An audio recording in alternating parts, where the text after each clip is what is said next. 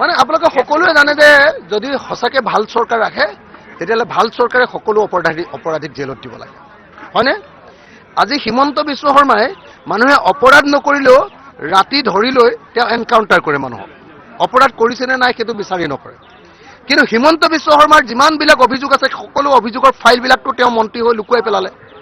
গতিকে নিশ্চয় নতুনকৈ আকৌ ফাইলবিলাক খুলিব লাগিব নতুন চৰকাৰ হ'লে ভাল চৰকাৰ হ'লে আপোচ নকৰা চৰকাৰ হ'লে তেতিয়াহ'লে নিশ্চয় চৰকাৰে ফাইলবিলাক খুলিব আৰু নিশ্চয় চৰকাৰে ফাইলবিলাক খুলিলে অপৰাধীবিলাক এবাৰ ধৰা পৰিব মানে হিমন্ত বিশ্ব শৰ্মা জেললৈ পঠাব চৰকাৰ আহিলে মানে যদি অপৰাধী হয় এতিয়ালৈকে কমপ্লেইন আছে পৰীক্ষা নিৰীক্ষা হ'ব ফাইল খুলিব পুলিচে চাব কোৰ্টে চাব আৰু যদি হয় তেতিয়াহ'লে ডেফিনেটলি 2 নম্বৰী কৰিলে যদি CBI কেছ থাকে নিশ্চয় কিবা থাকিব লাগিব যদি আছে তেতিয়াহ'লে নিশ্চয় জেলত যাব আমি দেখিছোঁ আপুনি প্ৰত্যেকখন সভাতে ৰাইজক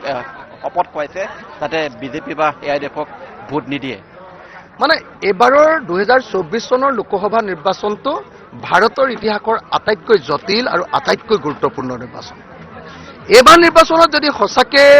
সাম্প্ৰদায়িক বিজেপি দলটো জিকে তেতিয়াহ'লে আমাৰ দেশৰ সংবিধানখন তেওঁলোকে বদলাব আমাৰ দেশৰ গণতান্ত্ৰিক ব্যৱস্থাটোক তেওঁলোকে ভাঙি পেলাব আমাৰ দেশৰ ধৰ্মনিৰপেক্ষ চৰিত্ৰটোক তেওঁলোকে নাইকিয়া কৰি পেলাব আৰু সেইকাৰণে আমি গোটেই ভাৰতৰ সকলো সচেতন জনগণে সাংঘাতিক ধৰণে ভয় খাই আছোঁ যে এইবাৰ যদি বিজেপি জিকে তেতিয়াহ'লে দেশখন ধ্বংস হৈ যাব সেইকাৰণে আমি প্ৰত্যেকখন সভাতে ৰাইজক কৈছোঁ যে বিজেপি আৰু RSSক কেতিয়াও ভোট দিব নালাগে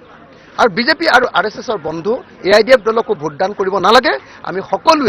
সকলোৱে মিলি বিৰোধী ঐক্য মঞ্চ বা ইণ্ডিয়া মৰ্চাক আমি ভোটদান কৰিব লাগে আৰু ভোটদান কৰি এইবাৰ বিৰোধী দলৰ চৰকাৰ কৰি আমাৰ ভাৰতৰ গণতন্ত্ৰক বচাব লাগে মানে বিজেপি আৰু অসম গণ পৰিষদে 2 নম্বৰী কিছুমান অৰুণোদয় ফৰ্ম উলিয়াইছে হয় কিন্তু ফৰ্মবিলাক নকলি বা 2 নম্বৰী এইকাৰণে যে সেই ফৰ্মবিলাকত পদুম ফুল আৰু হাতীৰ ছবি দি দিছে কাৰণ চৰকাৰী ফৰ্মত থাকিব কেৱল অশোক চক্ৰ পদুমেটো কেতিয়াও অৰুণোদয় দিব নোৱাৰে নাম্বাৰ 1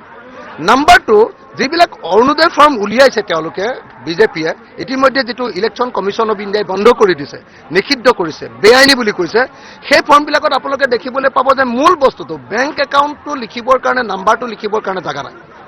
অৰ্থাৎ 2 নম্বৰীৰ কাৰণে যেতিয়া উজনি অসমত যেতিয়া তেওঁলোকে ভোট নাপালে লগে লগে ভয় খালে আৰু 2 নম্বৰী ফৰ্ম ৰাতিটোৰ ভিতৰতে হিমন্ত বিশ্ব শৰ্মাই উলিয়াই দিলে কিন্তু মই ভাবোঁ যে এই 2 নম্বৰী ফৰ্মৰ কথা অসমৰ ৰাইজে চবেই গম পাইছে কাৰণ অসমৰ ৰাইজে সকলোৱে গম পাইছে মই নিজে কৈ দিছোঁ যে অসম বিধানসভাত সিদ্ধান্ত হৈছে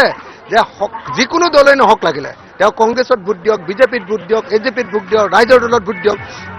য'তেই ভোট নিদিয়ক লাগিলে যদি ৰেচন কাৰ্ড আছে তেতিয়াহ'লে এইবাৰ অৰুণোদয় এনেও পাব অক্টোবৰ মাহৰ পৰা সকলোৱে অৰুণোদয় পাব গতিকে মই সকলোকে অনুৰোধ জনাইছোঁ আহক আপোনালোকে সকলো কোনেও ভয় খাব নালাগে বিজেপি AJPৰ অৰুণোদয় 2 নম্বৰী ফৰ্মত যোৱাৰ কোনো দৰকাৰ নাই আমি সকলোকে অসমৰ বিধানসভাত সিদ্ধান্ত হোৱা অনুসৰি আমি সকলোকে অক্টোবৰ মাহৰ পৰা আমি এনেও অৰুণোদয় দিয়াৰ ব্যৱস্থা গ্ৰহণ কৰিব